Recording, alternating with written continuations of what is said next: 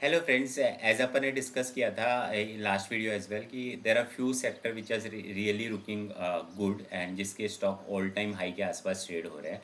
While आज की बात अलग है, due to this Iran Israel and US war की वजह से all the stocks are down. But in general structurally अगर देखें तो there are few sector which is really doing well और उनके स्टॉक्स काफ़ी अप है। जो हमने लास्ट टाइम भी डिस्कस किया था कि स्टील के स्टॉक ऊपर है, then there is cable and wire के stocks trading all time high पे, एंड थर्ड इज़ फार्मा के ऑलमोस्ट सारे स्टॉक ऑल टाइम हाई के आसपास ट्रेड कर रहे हैं। तो फार्मा वाली सीरीज़ को ही आगे बढ़ाते हुए बात करते हैं। तो उसमें next company which I read is the gland pharma. So gland pharma क्या करता है? Gland pharma basically it's a CDMO है, CDMO का काम करता है और कुछ मेडिसिन में इंजेक्टेबल में वो इनोवेटर है। So that's where major business rely on the CDMO पे, जहाँ पे ये CDMO की मेडिसिन या बना के बेचता है specifically US, Europe, rest of the world, India वगैरह में।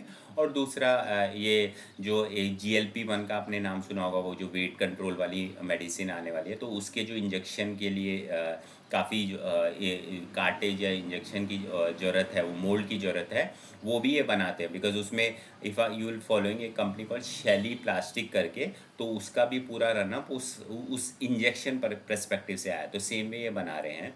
तो ओवरऑल बिजनेस की बात करें तो बिजनेस मतलब देर वॉज एक इन्होंने प्रीवियसली एक एक्विजिशन किया था, जो एक प्रोडक्ट का नाम है सिनेक्सी करके। वो सिनेक्सी का एक्विजिशन इनका काफ़ी अच्छा नहीं हुआ, उसकी वजह से इनकी प्रॉफिटेबिलिटी गिर गई, वो लॉस मेकिंग हो गया एंड स्टफ लाइक दैट। तो लास्ट 2-3 ईयर से देर numbers were quite subdued. In fact, last quarter also was not very good. इस क्वार्टर में इनकी जो रेवेन्यू ग्रो हुई है वो कुछ 22% से ग्रो हुई है, और सेम लाइन में मतलब 2-3% here and there EBITDA and PAT grow हुई है। अभी ये तो अभी तक की बात है, Q3 की बात है, बट अगर मैं 9 मंथ का एवरेज देखूँ तो कंपनी हैज़ ग्रोन बाय 13%। और अगर इसका लॉन्ग टर्म फोरकास्ट देखूँ, जो मैनेजमेंट कह रहा है, वो बोल रहा है कि हम 12-13% से ग्रो करेंगे कंजर्वेटिवली, और 5 साल में भी 12-13% से ग्रो करेंगे। तो which is, and stock is trading at 33, तो गॉड नोज मतलब 2.5 time of peg thing. Growth levers की अगर हम बात करें तो one is obviously that this cartage और injection whatever we call it. उनका कैपेसिटी अभी जो है वो 40 मिलियन का है, जो ये 140 मिलियन तक ले जाएंगे in next 5 months itself. And they are saying gradually ramp up होएगा, रैंप अप होने के बाद में 3 से 5 साल में वो फैसिलिटी पूरी यूज़ हो जाएगी। दूसरा उनका जो मेजर ग्रोथ लीवर है वो ये सेनेक्सी खुद ही है, बिकॉज वो बोले कि अब ये ब्रेक इवन हो गया है, स्लाइडली प्रॉफिट बनाया है कुछ 14 करोड़ का इस क्वार्टर में, and gradually it will improve. So this is going to give the boost to them in terms of overall profitability.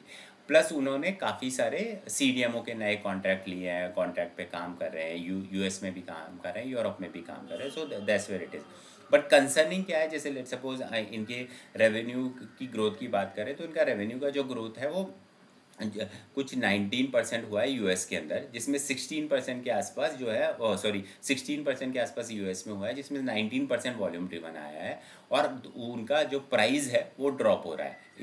सो अभी तो इस क्वार्टर में तो it was manageable, because Indian rupees काफ़ी डेप्रिशिएट हुआ है। अब इंडियन रुपीज़ डेप्रिशिएट होने की वजह से इन्हें ओवरऑल फ़ायदा मिल गया, बट हर क्वार्टर में थोड़ी इंडियन रुपीज़ डेप्रिशिएट होने वाला है। तो फ्रॉम दैट परस्पेक्टिव अगर कंसिस्टेंट करेंसी में इनकी यूरोप एंड US की ग्रोथ देखें तो दैट इज़ हार्डली 5% के आसपास, तो which means ultimately they end up growing by 13-14%, which is not very impressive.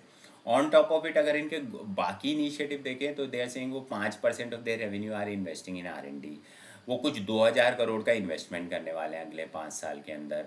तो मतलब इतना इन्वेस्टमेंट कर रहे हो, इतनी R&D कर रहे हो, उसके बाद में आप बोलते हो मैं 12-13% से ग्रो करूँगा, एंड आपका प्राइसिंग पे भी कंट्रोल नहीं है। उससे मेरा प्राइसिंग गिर गया, एंड मैं जो भी बेनिफिट ला पा रहा हूँ, मार्जिन मेंटेन कर पा रहा हूँ only through the cost initiative. मैं प्रोसेस इंजीनियरिंग कर रहा हूँ, मैं कॉस्ट बचा रहा हूँ, मैं कॉस्ट का लीवरेज ले रहा हूँ, but beyond a level that is also not workable. So in the end volume growth should be there, which is there in this company, but pricing should also be supportive, मतलब it can not go down down down. So from that perspective, plus मतलब इतना investment करने के बाद में अगर आप बोलोगे मैं 12-13% से ग्रोथ करूँगा, तो nothing much to sort of even track this company for now. So this is it. No buy and sell recommendation. Thank you.